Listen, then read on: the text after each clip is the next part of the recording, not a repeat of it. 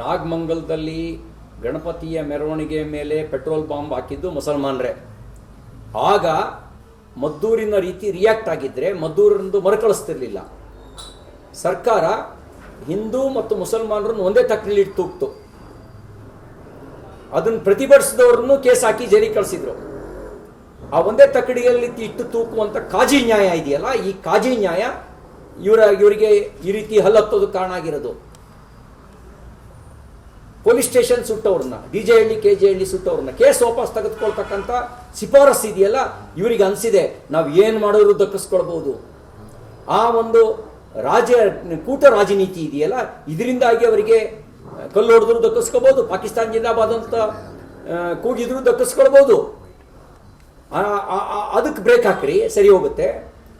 ಯಾವ ಮುಖ ಇಟ್ಕೊಂಡು ನೀವು ನಿಮ್ಮ ಸಂಪುಟದಲ್ಲಿ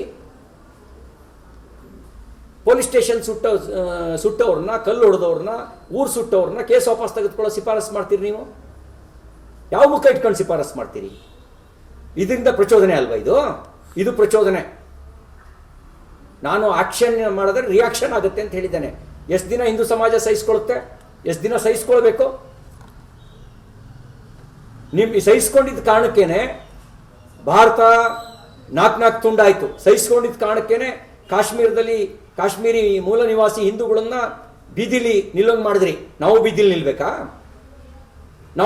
ನಾವು ನಿರಾಶ್ರಿತರಾಗಬೇಕಾ?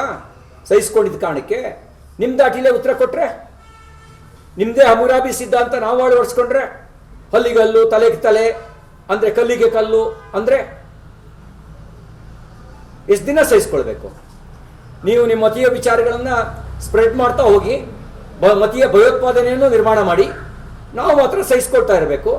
ದೇಶ ತುಂಡಾದರೂ ಸಹಿಸ್ಕೋಬೇಕು, ಪಾಕಿಸ್ತಾನ ಜಿಂದಾಬಾದನ್ನು ಸಹಿಸ್ಕೋಬೇಕು, ನಮ್ಮ ದೇವರುಗಳನ್ನ ನಿರಾಕರಿಸಿದ್ರೂ ಸಹಿಸ್ಕೊಳ್ಬೇಕು, ನಮ್ಮ ದೇವ್ರ ಉತ್ಸವದ ಮೇಲೆ ಕಲ್ಲು ಹೊಡೆದ್ರು ಸಹಿಸ್ಕೋಬೇಕು ಅಲ್ವಾ?